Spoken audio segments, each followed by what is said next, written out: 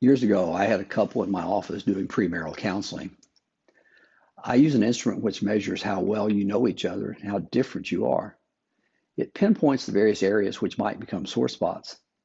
The couple had completed it, and it showed several hot zones. And as we talked about these potential problem areas, I asked the young woman, "How do you think you'll handle these things?" She said, "Oh, that's not going to be a problem. He will change for me because he loves me." And there are times I really have to restrain my laughter because sometimes, and most of the time, it seldom happens as envisioned.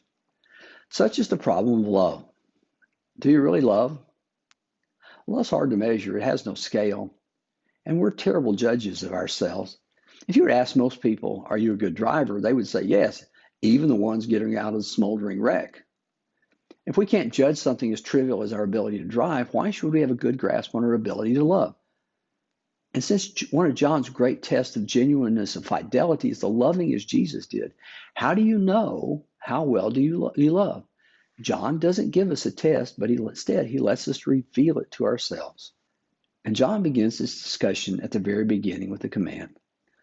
For this is the message you have heard from the beginning. We should love one another.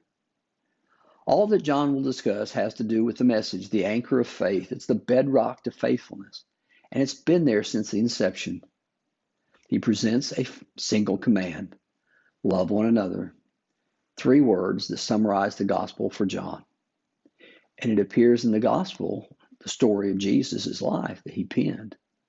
John 13:34, Jesus said, "I give a new command I give to you. Love one another as I have loved you. So you must love one another." Jesus is in the upper room. Feet were washed, an example given, a service left. Now he talks to his disciples, vital words, last words, words that penetrate and stick. And as he points again to his own example, they are to love each other as he has loved them. He wants them to take a good look. At that moment, they were never going to comprehend the full extent. But within a few hours, that kind of love would become a bloody reality. Those 3 words, love one another, is John's favorite expression. It occurred in chapter 2 of the letter as well. But the early church historian Eusebius tells us of a story about John at the end of his life. He was exiled at Patmos and it had ended, and he was allowed to go back to Ephesus where he would die. He was almost 100 years old and had grown feeble.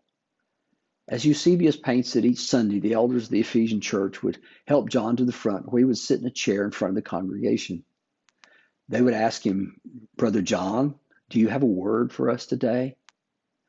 Here is a man who has seen miracles. He was at the empty tomb on the resurrection day. He peered into the heavens and watched Jesus ascend. What great insight would he give? He would pause and then say, "Every Sunday, little children, love one another." And it wasn't just John. Luke records what we call the story of the Good Samaritan, but it begins with a challenge to Jesus. And he turns the question back upon the man and gets the right answer. Listen. On one occasion, an expert in the law stood up to test Jesus. "Teacher," he asked, "what must I do to inherit eternal life?" He said, "What's written in the law? How do you read it?" And he answered, "Love the Lord your God with all your heart and all your soul and all your strength and all your mind, and love your neighbor as yourself." "You've answered correctly," Jesus said. "Do that, and you will live." It undergirded the commandments of the law of Moses, indeed of every civilized society, and it is the central paradigm of Christianity. Some religions are religions of performance. You say so many prayers at a precise time of day. You offer gifts. You light candles. Their key words are keep and observe. For Christians, it's love. And that's why John feels the need to confront us with a contrast. John starts at the beginning with one of the more sinister acts on the human stage. Let's look at Cain, John says. "Do not be like Cain, who belonged to the evil one and murdered his brother." And why did he murder him? Because his own actions were evil and his brothers were righteous. The story of Cain is well known. Envy, envy fills his heart when God rejects his less than acceptable sacrifice. And out of that, he commits premeditated murder by coaxing his brother into a field where he beats him to death. John minces no words. He uses terms filled with violence and dripping with blood. Murder. And he asks a rhetorical question, and then he answers it himself. Why did Cain murder Abel? It wasn't what Abel had done. It was Cain's own evil heart. Because when good is done, it creates a sense of exposure of evil in us. And we don't like to feel that we are that bad, so we try to extinguish the good. In Greek societies, centuries before Christ, one of the stars on the stage was a philosopher named Alcibiades. He hated the noted Socrates. So he told Socrates, Socrates, I hate you because every time I meet you, you show me who I am. So it is with Cain. His heart, full of venom and hate, could not stand to see Abel because it showed him his own faults. And that is hate, the desire to make someone disappear. Jesus knew the motive behind the act. He spoke of it in the Sermon on the Mount. You have heard it said to people long ago, you shall not murder, and anyone who murders will be subject to judgment. But I tell you that anyone who's angry with his brother or sister will be subject to judgment. Anyone who says to a brother or sister, Raka, is answerable to the court, and anyone who says, you fool, will be in danger of the fire of hell. The hatred in a heart is merely the pulling back on the hammer of the weapon of destruction. It is a life armed and dangerous. But why bring up Cain? Why does he seem to occupy such importance? Because no one sees themselves as a Cain. No parent is going to name his child Cain because of the connotation. We're never as bad as the worst. And we take great comfort that we're not like that. And we use words that excuse ourselves, words like at least I don't beat my wife, at least I'm not a serial killer, at least I didn't have an affair, at least I pay my taxes. And with those words, we elevate ourselves to semi-stained glass status. If we can just throw ourselves up against the worst, we look pretty good in contrast. And that's when John flips the story. In verse 16, he says, this is how we know what love is. Jesus Christ laid down his life for us, and we ought to lay down our lives for our brothers and sisters. Here we have Jesus and his love. He laid down his life for us. He gave it all. He did not take a life, he gave a life. It's not what he refrained from doing, but what he did that was in our best interest. That makes him the great model of sacrificial love. But remember, John described that in the gospel, that a new command I give to you, love one another. As I have loved you, you too must love one another. We then might ask, then why bring up Jesus? Don't we already know that part of the story? After all, everybody wants to be like Jesus. But that's where the sticking point is. Jesus loved like I can never love. He is divine, and I'm just a man with limitations. No one should expect me to love at that level. It'd be a wonderful aim, but totally unattainable. So we have these two examples, Cain of hate and Jesus of love. And we tend to excuse ourselves with both. I'm not as bad as Cain, and I'm not as good as Jesus. I have neither sunk so low nor risen so high. So please excuse me from this commandment of love. And that's why John issues a single challenge. The problem for humanity, and Christians are included in that, is how do you know what love is? And it's easy to protest that I'm no Cain, but at the same time, we can't say I've gone to the cross to save humankind from their sins. So John wants to bring concreteness to this seemingly theological discussion. So in verse 16, he said, this is how we know what love is. Jesus Christ laid down his life for us, and we ought to lay down our lives for our brothers and sisters. John, after citing Jesus' example, says we ought to lay down our lives for our brothers and sisters. So what does it mean to lay down our life? Does that mean we have to go to the grave? Because when John wrote those words, he had something in mind, but I don't think that was it. because he uses other words to describe this. He uses the term ought, which is a moral obligation, a moral duty. We have a moral duty to do that. But then he takes that and he couples it with the present tense, which indicates it's a constant act. We always ought to. Now, if this is dying, that's a one-time act. John has this ongoing sense in the words. So he produces a reachable standard, something which is laying down a life without dying. We protest. Well, I can't always do that. We can do it sometimes. Now, when a community on the Louisiana coast, the Nicaraguan coast, is blown away by a hurricane, we can pitch in and help. And if we have a close friend who's got in a pinch, I can kind of help him out a little bit with something. But then John really puts this into play. If anyone has material possessions and sees a brother or sister in need but has no pity on them, how can the love of God be in that person? See, now we're getting to deep weeds. There are real people with real needs. They have necessities that need to be addressed. And we're not talking about theory. We're talking about empty cupboards. Each year, the Postal Service gets letters addressed to Santa Claus, and this year's is no exception. They don't all come from children. Here's an example. Mary Lou, a mother, wrote a letter of her own. It said, "This year has been really rough for us. We've been struggling financially because of all the hospital bills, and they just keep piling up. We appreciate clothes and shoes. Those are essential." What should happen with the Mary Lou's in your life? Do you wish that some government agency would come along to handle it? Or should you point them to the church office and say, call them, I'm sure someone there could help you? Well, John rejects that as too easy. Instead, he asks, what would you do? So he speaks to those who have material possessions or have the world. We have the things the world produces. We have the money, the heated air, the healthy food, the clean water. And he asks, now what are you going to do with all that stuff? And then it turns grim. Someone in need, and you have no pity on them. John spares no venom in his denunciation. The words have a kick in the gut. Pity is a poor word to describe what John was thinking. Neuroscience tells us there's part of a brain that processes information apart from the logical part. We don't think through something because that part communicates directly with the intestinal tract. It's not something you think about and reason out. It's something you feel quickly, immediately.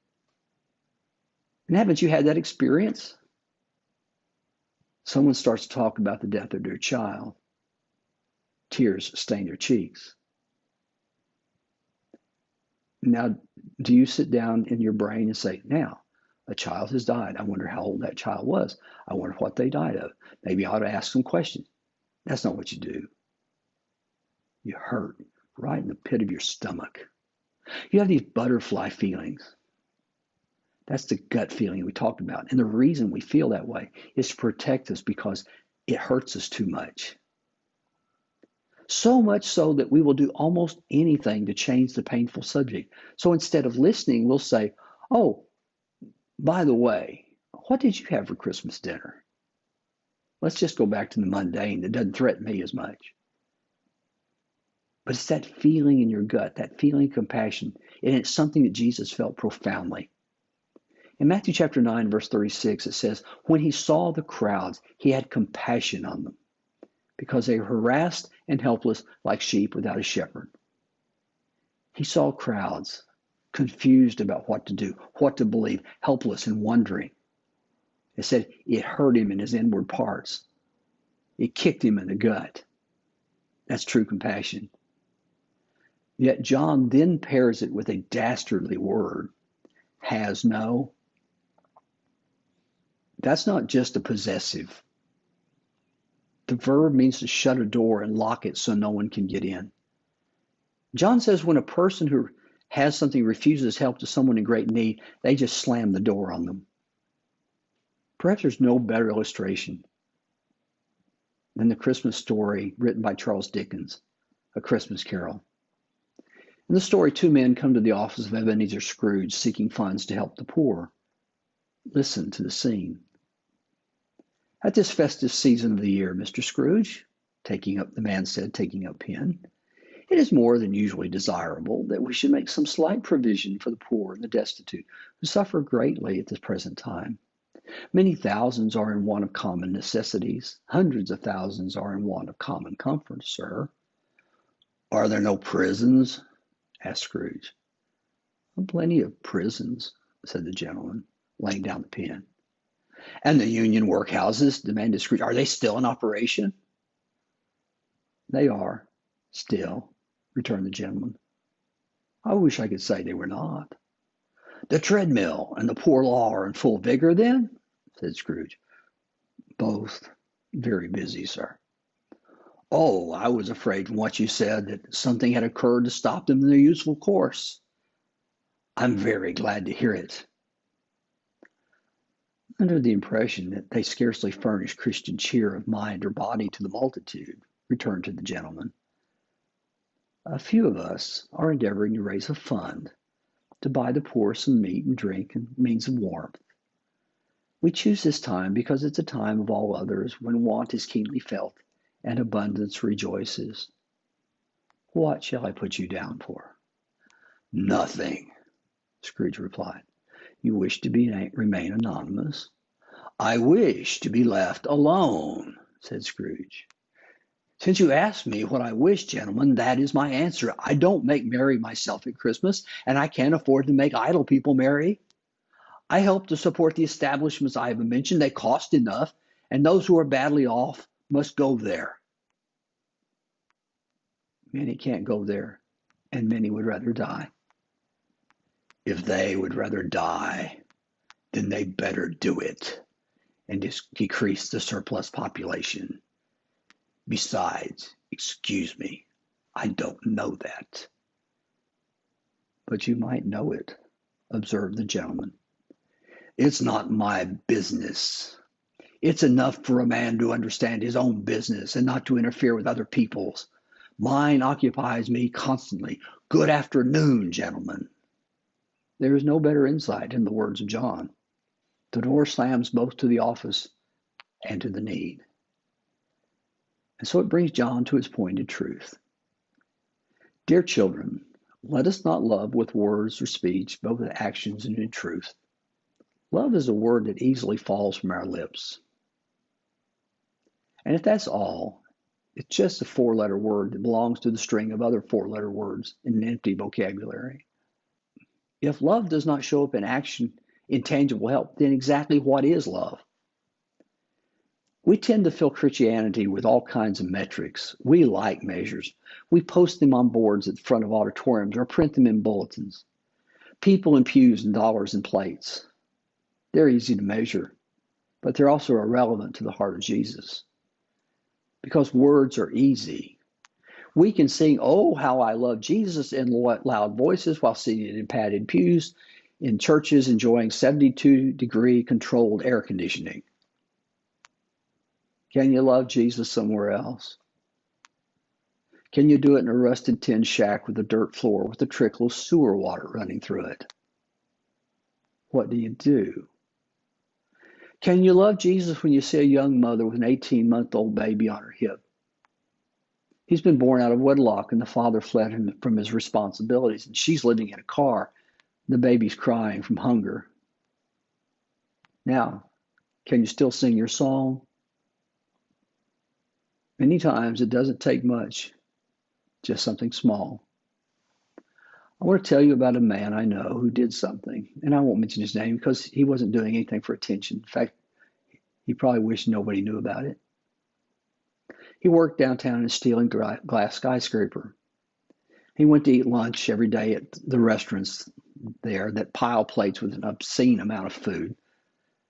It was more than he could ever eat, so he had to package it up in a styrofoam container.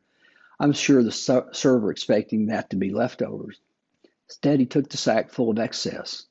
As he walked back to the office, he stopped in front of a homeless beggar and he said, "Here's something to eat." And he did it every day. And John says, Now tell me, how much do you love? I'm afraid we like mediocre Christianity. We're never as bad as others, but never sacrificial as Jesus. But we are comfortable. In this passage, John challenges us to do three things. First, stop comparing down. We like to be better than, and the truth is that we're better than many. And we can clear that bar without sweat. We're not a Cain or a Jezebel or a Judas or a Hitler, but what virtue is that? Second, start looking at people. One of the small treasures you glean from the life of Jesus is how he noticed people. While others stepped over beggars or ignored pleas or crossed streets to get away from lepers or questioned the spiritual state of the blind, Jesus stopped and noticed. He wanted to do something for them. We would do well to start opening our eyes to the needs around us.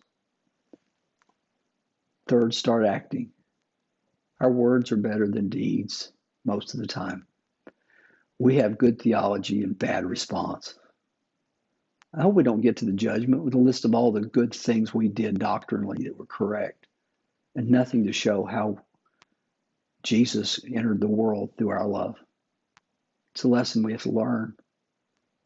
We have to look in the mirror because in it we see the face of Jesus. It was a lesson Henry Nouwen had to learn as a boy. It was a lesson Henry Nouwen had to learn as a boy. He wrote, "One of the most vivid memories from my youth is connected with a little goat given to me by my father to care for during the last years of the Second World War. The goat's name was Walter. I was 13 years old then, and we lived in a part of Holland that was isolated by the great rivers from the D-Day armies. People were dying of hunger. I loved my little goat. I spent hours collecting acorns for him, taking him on long walks and playfully fighting with him, pushing him where his two horns were growing.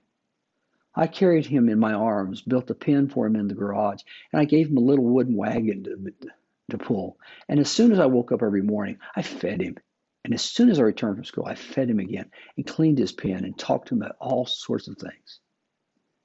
Indeed, my goat Walter and I were the best of friends. One day, early in the morning, when I entered the garage, I found the pen empty. Walter had been stolen.